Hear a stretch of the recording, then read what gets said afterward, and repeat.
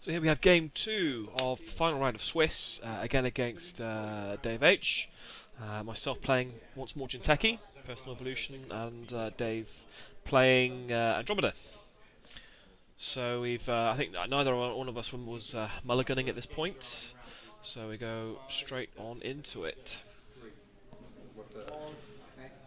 At this point, I was genuinely concerned about not finishing top 4. I went from 4-0 to 5-2, and very much concerned that I was going to go 5-3, not be enough. So the pressure was on, to say the least. But anyway, standard opening of Ice Hedge Fund. Dave playing Sure Gamble, first click.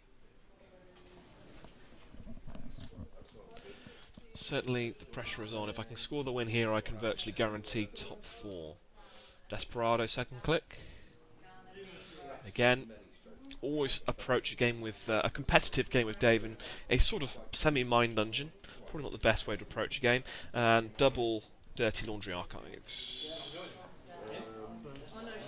So using those extra 4 clicks to build his economy up nicely. Extra 4 cards, rather. That's okay. Always happy to have ice and ice. I'm searching for one for the remote now.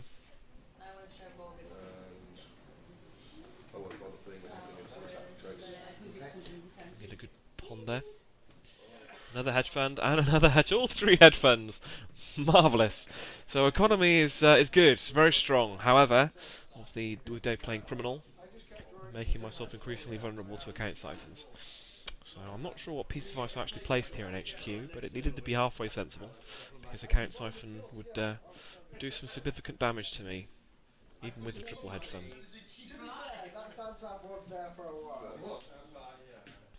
Mimic going down and running R&D, a karate chop action, and it is an itchy.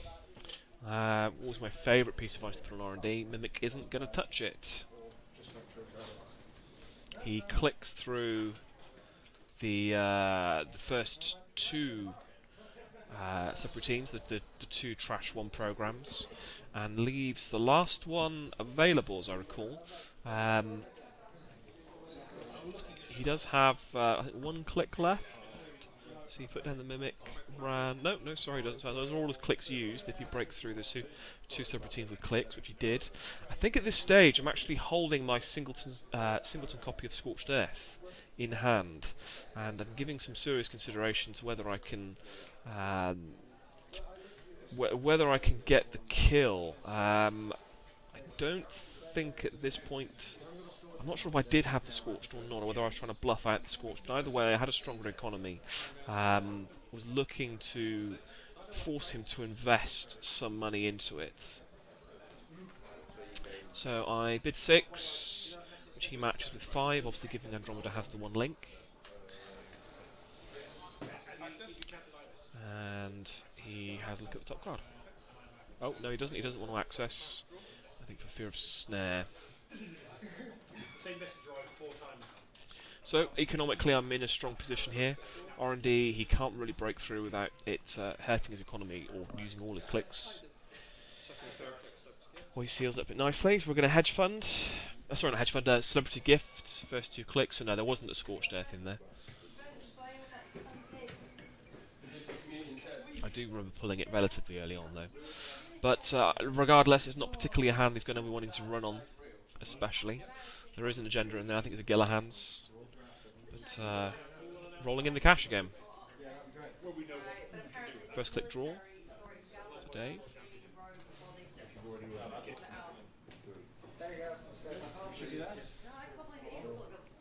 Celebrity Gift has very much changed the way Jinteki plays. It's a very, very strong card for Jinteki. So Katie Jones goes down and 3 on Katie Jones. Dave's definitely stalled a little bit here. His economy is somewhat flatlined, and he doesn't have what he needs to break through the ice that's down yet. No breakers that can do any significant damage. Obviously Jackson Howard goes down and draws 2, and another card goes down. Not sure what that far remote is actually. I'm not sure whether it was my copy of Snare I think I may have bluffed out the Giller hands actually. Not sure. We're about to find out, I suspect. I'm just going to work on my crabs. Obviously, he knows what was in my hand. He could see what I could see. It's whether he thinks I've put down the snare or put down the agenda. Low on ice, so what's he going to do? He's going to run the Jackson. I'm debating whether to use him or whether to let him trash him for 3. And I'm saying you go ahead and trash him for 3. Yeah, that would have been useful. Yeah. I'm making you trash it. Again, I think probably there, hurting his economy was a stronger move than putting mine back in the deck. I think that was probably the right shout there. Leaving him I think 1 credit. Lies. True, but he's from Canada. See, I don't forget the backstory. Only 3 on KT, so again he's having to claw his way back here from a difficult opening. Although he did pull a lot of his economy cards out to start, he seems to be missing the key breakers. And the Itchy is definitely keeping him out of R&D effectively. 3 on KT.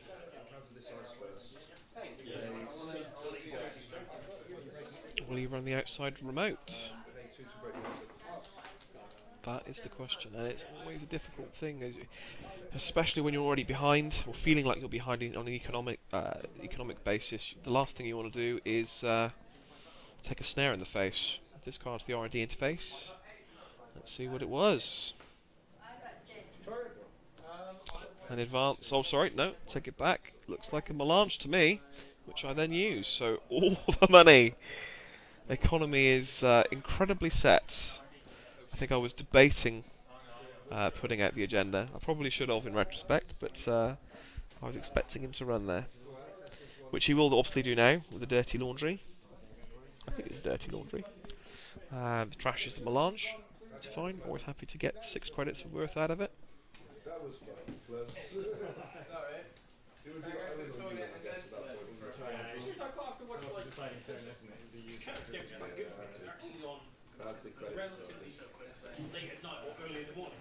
Two clicks left.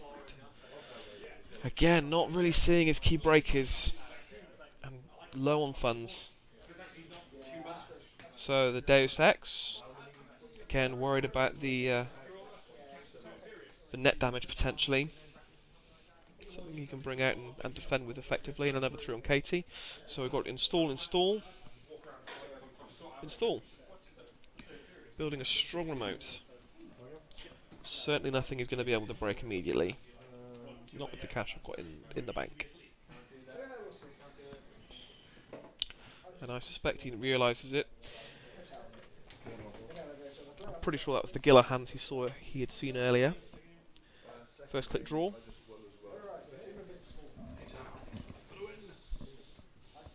And running HQ. Probably testing out, feeling out for the account siphon. It's an Eli. He has 2 clicks left. He could break through for free.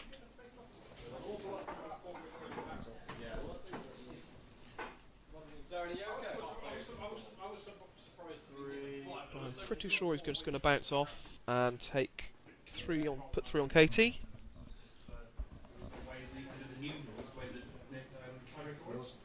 And another 1 in the bank. At which point I advance the Giller hands and score. But obviously now have left myself open to the account siphon. But it will leave him potentially with the tags if he clicks through the Eli. So it's a difficult one.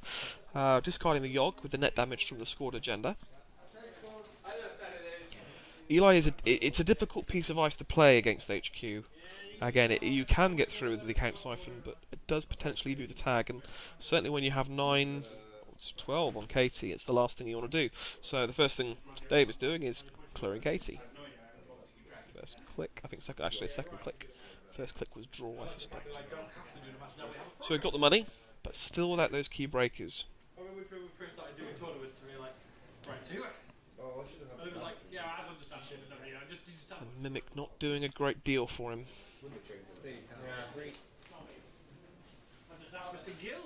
It's always nice scoring an early Gila hands for Jinteki as well. Again, a very strong economy card for them. Double click the 3 credits isn't anything to write home about, but it's strong when you have nothing else to do. Daily cast going down. So again, looking to build his economy up after Katie's been cleared. I think I've had the fetal AI there in hands. I think anyway. So another remote set up. Oh yes, I can see why you would. And taking 3 from Gila hands. If I had the fetal, I think probably again the smarter play here would have been to try and score it. Special order. First click.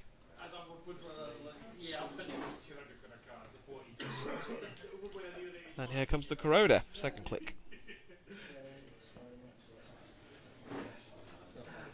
Always the card you don't want to see against an Eli, but it's again still relatively expensive to break through. It still costs them 4 to break through an Eli with a Corroder, which isn't to be sneezed at. 4 credits a run is quite a lot of money for a piece of ice that only effectively cost me 3 to res in the first place. So again, strong strength, and with the double and the run. Just because you can click through it, not the end of the world, though it's not necessarily the piece of ice you want to see on a remote, a critical server. But very strong on a R&D, a central server, effectively.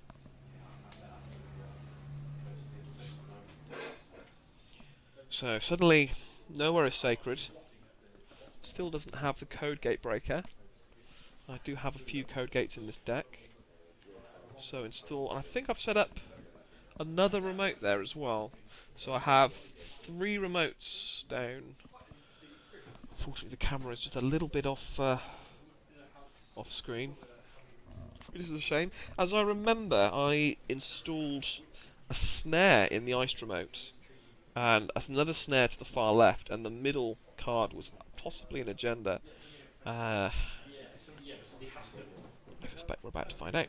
He has the money, so he can afford to take it. He's account siphoning and breaking through for 4. I lose 5. He gains 10. So a strong swing in economy now. Still have a decent amount of money, given that he's just account siphoned me. He's going to clear those 2 tags. Again, the Katie Jones and daily casts would be vulnerable otherwise.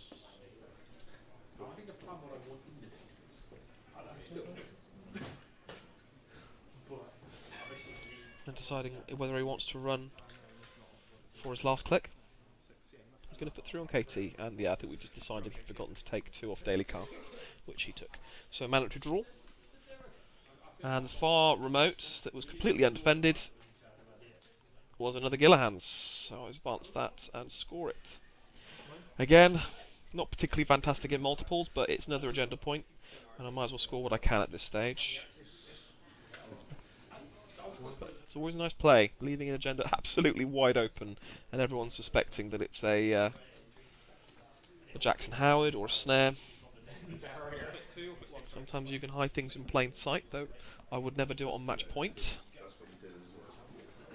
But early on, sometimes there's no harm in it.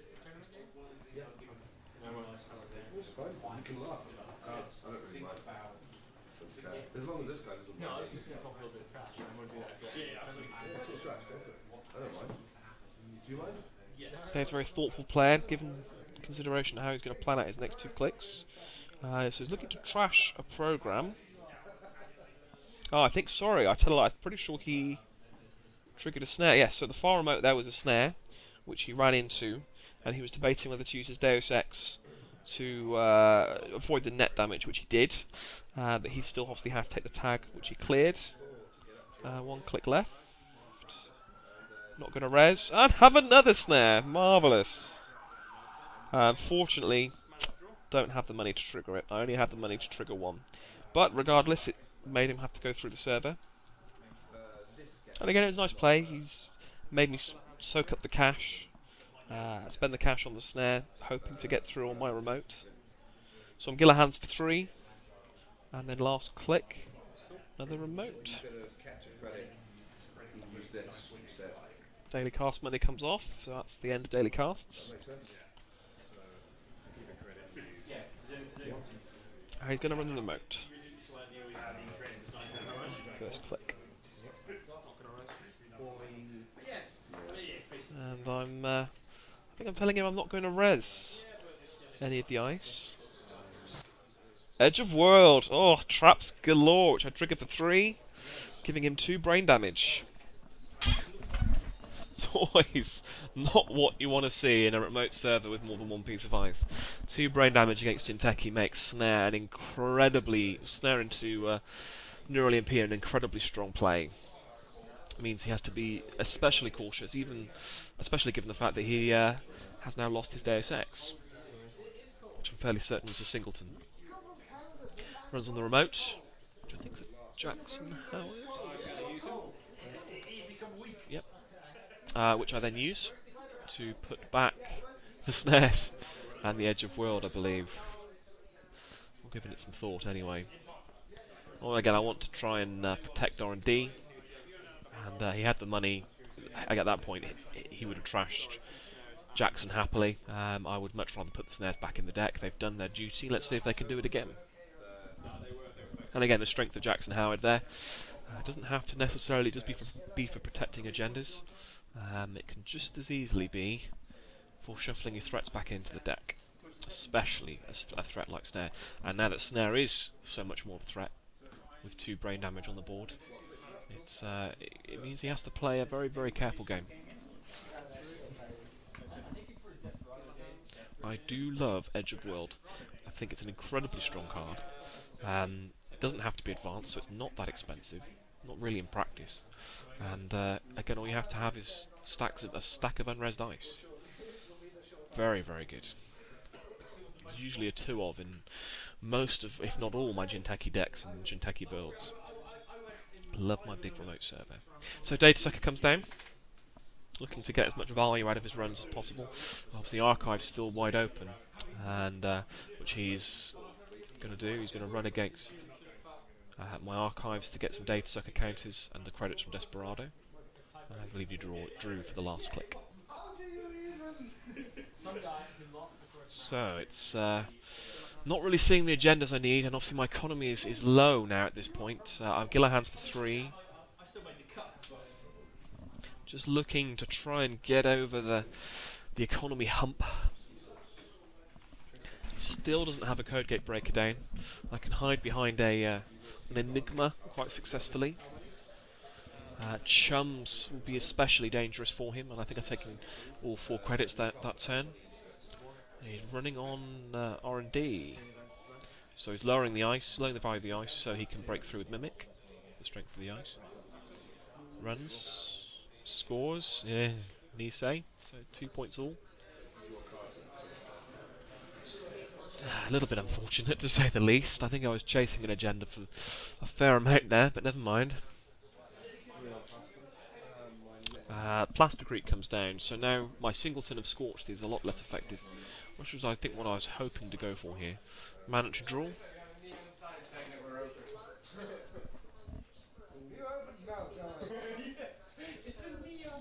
Again, I want to try and score some agendas while I've got a gap, a window. So I've got the money. The question is, can I do it? So I've Gillahands for 3 and installed into the remote. I think possibly a Brain Trust now at this point. But again, it could be anything. I've just shuffled back in all my snares and shuffled back in my Edge of World. So he's running again against R&D, using the Data Sucker counter, trashing my Melange.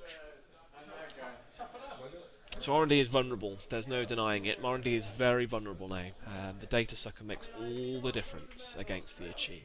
It was 1 strength off being broken by Mimic, and now it's within range. And it can be, just needs 1 piece of ice in front of it to make it less cost effective.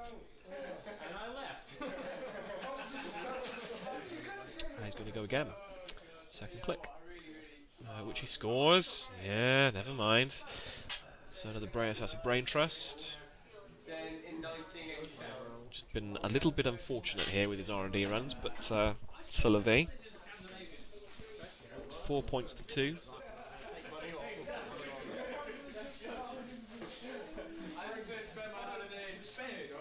Clearing Katie, third click.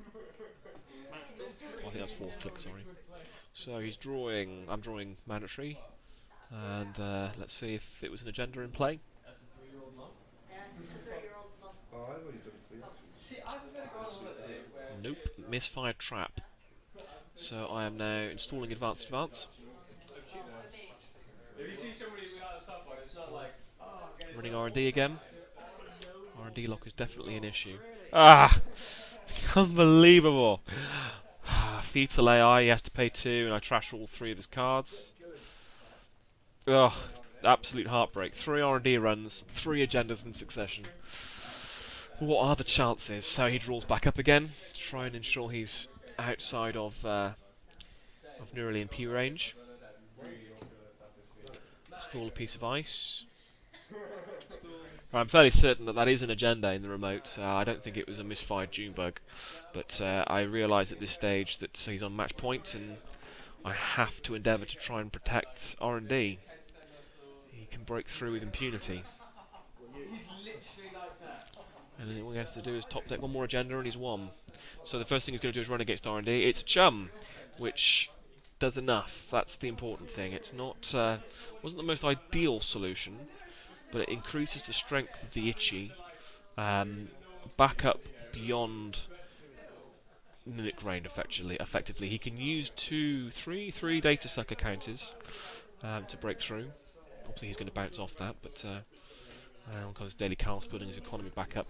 But Chum into Itchy was strong enough to dissuade him from doing anything too mischievous, and it gave me the breathing room I needed to be able to score the agenda, which I believe was a fetal AI. And there it is. So back up to 4 points all, and discarding the extra copy of Data Sucker, and discarding down. So yeah, the Chum into Itchy is going to be strong. It's going to be difficult for him to break, not impossible. Again, he can always click through a number of them, but it will do the three net damage to him, which is at this point very strong, with 2 brain damage on the board as well. So it's again a real threat. So a count siphon. This is the point where I wish I had an Issei counter.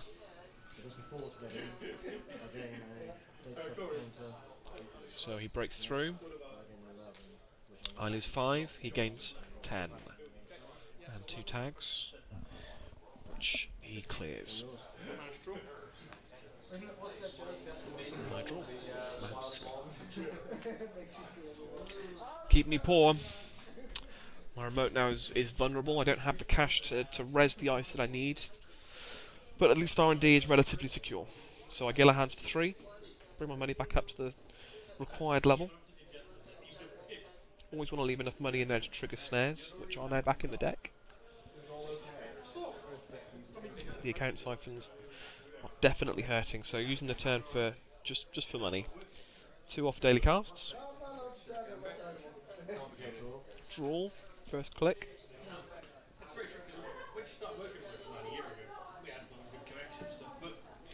Second click, draw.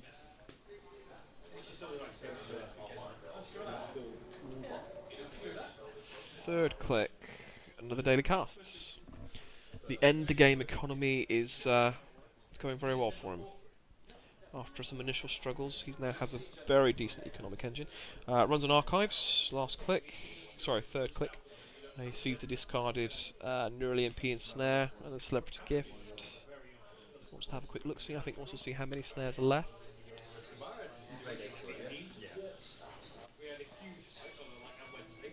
So I'm already taking my mana to draw. I'm in a quandary here. I could do with some brain trusts. Obviously anything I put down in the remote he's going to run on. I may not be on match point, but he won't want me to get there. So at this point, probably a trap is preferable to anything else. Fake out a brain trust, but it's not. So it's a install advance. Could very well be a fetal. Could be a June bug. I think I've only got the 1 copy of June bug in the deck. It's generally all you need. They just need to know that it's there. I like Greece. Greece was nice. I mean, it depends what you're looking for, right? He certainly has the rig to break through anything I throw at him remote-wise. I think I've only got 5 credits left. So first click, he draws. But again, it's the three card hand that's the issue. And it's a real risk, Second click, going to run on the remote. So now it's the question of debating whether to res. I'm not going to res the top piece of ice. Second piece of ice, not going to res. Is he going to access?